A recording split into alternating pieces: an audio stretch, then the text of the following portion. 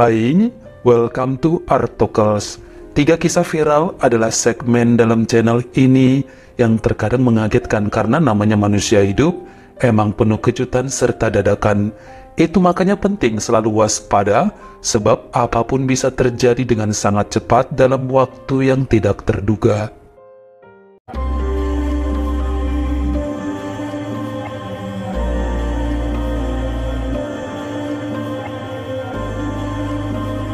Pada Selasa menjelang jam 8 malam tanggal 22 Maret tahun 1994, seorang pilot berpengalaman bernama Andrei Danilov usia 40 tahun masuk ke dalam kokpit pesawat Aeroflot di Bandara Sheremetyevo, kota Moskow, negara Rusia, karena akan melakukan penerbangan menuju ke Bandara Kai Tak, Hong Kong. Dia menyapa co-pilotnya yang bernama Igor Piskaryov usia 33 tahun dan seorang pilot cadangan yang bernama Yaroslav Kundryski usia 41 tahun. Lalu Andre pun duduk di kursi utama pilot sebagai kaptennya. Biasanya perjalanan ini memakan waktu tempuh 13 jam, dan yang paling Andre benci adalah jika harus terbang dengan pilot cadangan Yaroslav, karena beliau banyak bacot dan selalu berisik selama perjalanan. Pesawat dengan nomor penerbangan 593 tersebut membawa 63 penumpang dan juga 12 orang kru di dalamnya.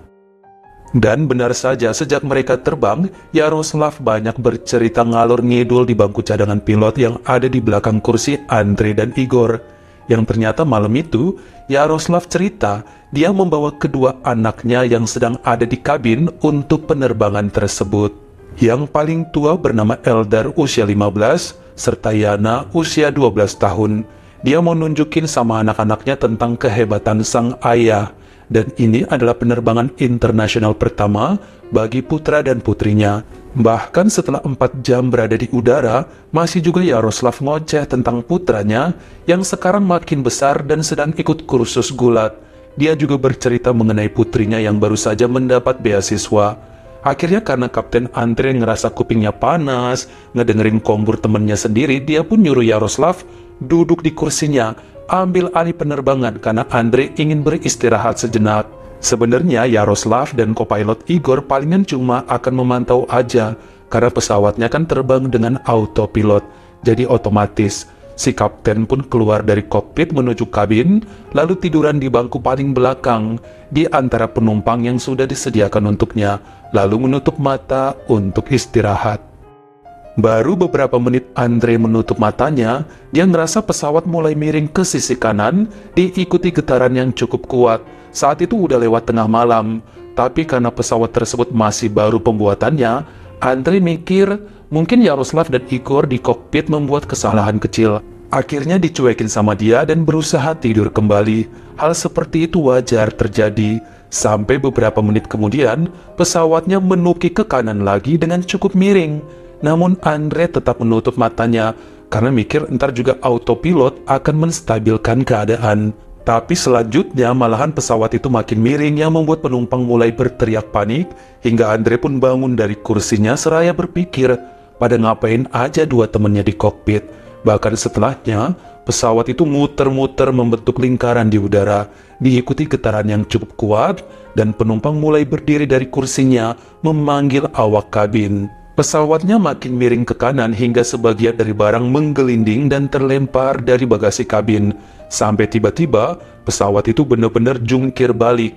Jadi posisi kursi penumpang ada di atas.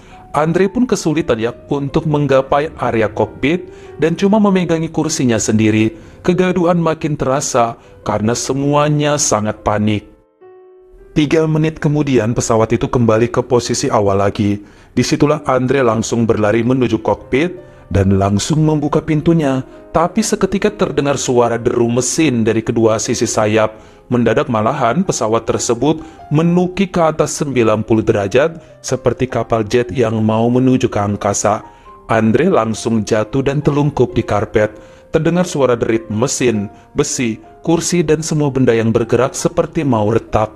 Dia pun manjat terus sampai berhasil masuk ke ruangan kokpit. Inilah yang terjadi menurut hasil investigasi yang diumumkan pihak kepolisian berdasarkan black box pesawat, hasil komunikasi awak kabin dengan pihak tower, serta rekaman audio displayer beberapa penumpang. Sesaat setelah Kapten Andre menuju kabin untuk tidur, Yaroslav memanggil putra dan putrinya masuk ke kokpit. Saat itu masih cuma ngeliat-ngeliat semua tombol kontrol yang ada di kokpit. Sampai kemudian, co-pilot Igor izin mau istirahat juga lalu menuju ke kabin. Dia nggak khawatir, karena Yaroslav kan pilot berpengalaman. Pesawatnya juga sedang terbang otomatis, jadi seharusnya aman-aman saja. Yaroslav kemudian menyuruh putrinya yang bernama Yana usia 12 tahun untuk duduk di kursi co-pilot, sementara sang abang Eldar disuruh duduk di kursi utama pilot. Yaroslav mengamati mereka di kursi cadangan belakang sambil membangga-banggakan profesinya. Eldar pun iseng megang sana-sini, tapi menurut ayahnya tidak ada yang berbahaya. Sampai secara tidak sengaja remaja tersebut menekan tombol off autopilot, lalu menggerakkan pesawat naik turun, kiri kanan, semua secara acak dan mendadak, sampai dia sendiri pun panik. Bapaknya langsung bergerak cepat mau menyalakan lagi autopilot, tapi semua udah terlambat. Malah setelah itu Yaroslav terlempar sana-sini sampai keluar dari ruangan kokpit. Pesawatnya pun kemudian masuk ke area berkabut di angkasa yang makin sulit untuk dikendalikan. Pesawat itu pun terjatuh di kaki bukit Siberia dan menewaskan semua 75 orang di dalamnya pada hari Rabu, 23 Maret 1994, sekitar jam 00.53 dini hari.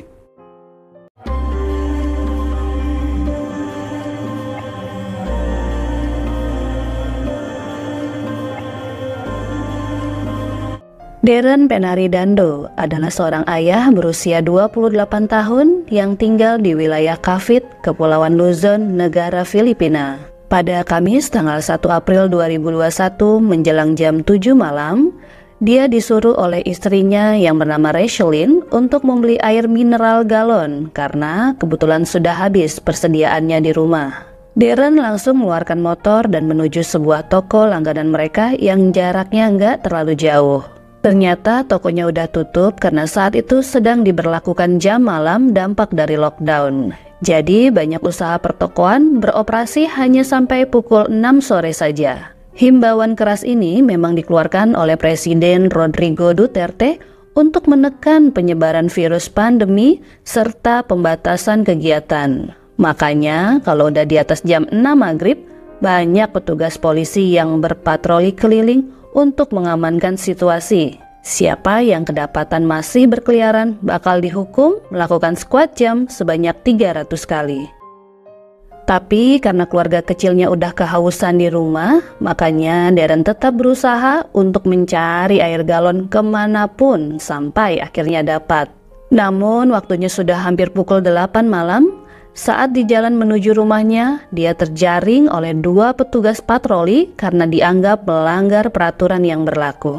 Darren kemudian dibawa ke depan Plaza Malabo bersama puluhan orang lainnya yang juga udah di sana karena melanggar jam malam. Semua serentak disuruh melakukan squat jam sampai 300 kali. Kalau udah kelar, baru diizinin untuk pulang. Kondisi tubuh Darren bisa dibilang gemuk dan gak pernah berolahraga. Hal ini sangat berat ya buat dia, karena sampai hitungan ke 100 dia sudah nyerah. Namun seorang polisi bernama Marlo Solero memaksanya terus sampai 300 kali. Kalau gagal, ya nggak bakal diizinin pulang. Sampai dengan bersusah payah pun, dia berhasil melakukan squat jam 300 kali selama hampir 120 menit. Sayangnya, tubuh Darren kemudian gempor dan keliengan. Dia pun dibawa ke pos polisi karena tidak sadarkan diri dan menginap di sana. Keesokan paginya sekitar jam 6 pada Jumat 2 April 2021, 2 orang polisi mengantar Darren yang berwajah pucat ke rumahnya yang bikin istrinya panik karena kecarian sejak semalam.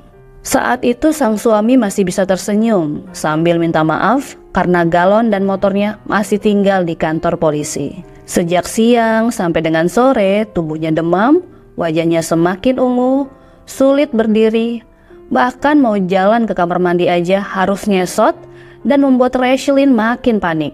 Bahkan setelahnya Darren mengalami kejang hebat, mulutnya seperti mengeluarkan lendir, sampai-sampai lehernya berdenyut kencang. Sang istri menangis lalu menelpon adik iparnya bernama Adrian Lucena untuk membawa abangnya ke rumah sakit. Karena untuk bernafas aja udah sulit buat Darren. Menjelang pukul 9 malam, pihak rumah sakit menyatakan bahwa Darren tidak bisa diselamatkan akibat stroke serta gagal jantung. Pihak keluarga menuntut kepolisian yang memberi hukuman tidak wajar, khususnya pada Darren yang seumur hidup hampir tidak pernah berolahraga. Tidak ada yang mendapat hukuman penjara dari tragedi tersebut. Namun, 2 orang petugas polisi dicopot jabatannya atas peristiwa ini.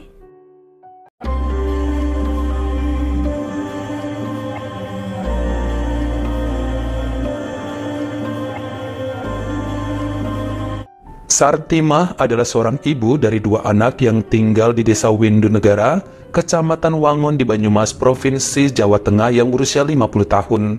Pada hari Minggu, tanggal 17 Februari 2019 sekitar jam 7 pagi, beliau pamit pada suaminya untuk menghadiri acara takziah atau melayat orang meninggal ke daerah Aji Barang dengan menggunakan motor Honda Revo warna merah hitam bernomor plat R2607ES. Sudah pasti suaminya mengizinkan karena memang hal ini biasa dilakukan oleh sang istri setiap weekend bersama para ibu lainnya. Tidak ada kecurigaan apa-apa, sebab Sartimah terkenal sebagai wanita baik-baik serta ibu rumah tangga yang setia. Namun kenyataannya berkata lain. Sekitar jam 12 siangnya sehabis melayat, ternyata Sartimah tidak langsung pulang ke rumah, melainkan janji ketemuan dengan seorang kuli bangunan bernama Sunarto usia 47 tahun yang merupakan warga desa Taman Sari, Kecamatan Karanglewas, Banyumas. Dia juga udah punya istri dan anak. Pria ini adalah selingkuhan Sartimah dan sudah menjalin hubungan gelap selama beberapa bulan terakhir. Mereka pun check-in ke Hotel Pelita yang ada di Komplek Curug Cipendo, Kecamatan Cilongok untuk memadu kasih. Mereka udah sering ke situ dan seperti biasa menempati kamar nomor 10 dengan biaya hotel yang sepenuhnya dibayar oleh Ibu Sartimah.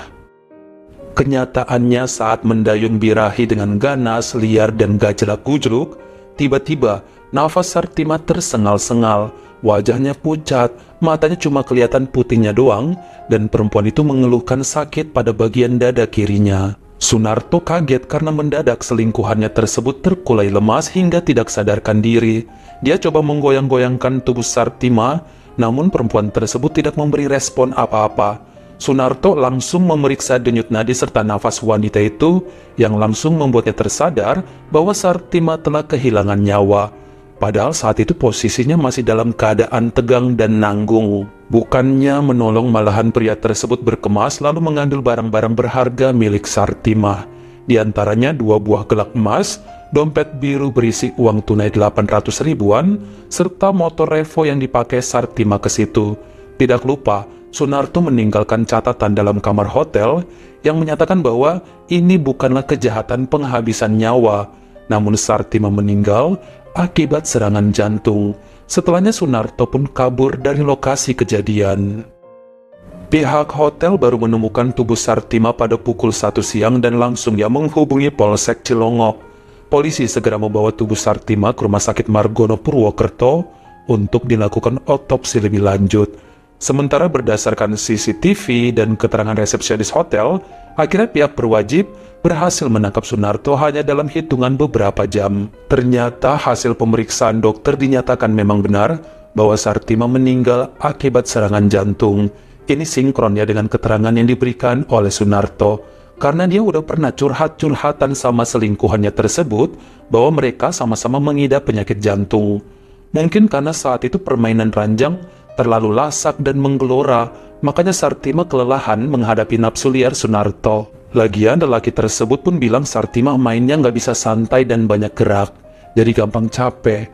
Akhirnya Sunarto menerima hukuman 5 tahun penjara atas tindak pidana pencurian serta meninggalkan orang sekarat yang membutuhkan pertolongan, pelanggaran pasal 362 dan juga pasal 531 KUHP. Sepertinya Ibu Sartimah kena karma karena mengkhianati keluarganya.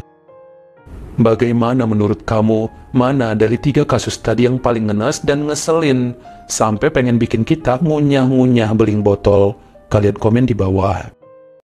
Kalau kamu suka sama video ini, jangan lupa klik like serta tombol share-nya.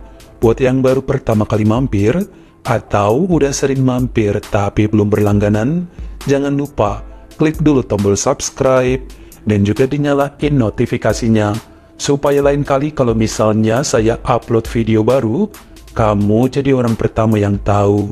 Follow juga Instagram saya jika berkenan di Artokels, S-nya 2. Dan jangan lupa untuk nontonin semua video saya yang lainnya. Ingat ya, tetap jaga jari dan juga lidah kita, supaya nggak nyakitin hati orang lain. Terima kasih.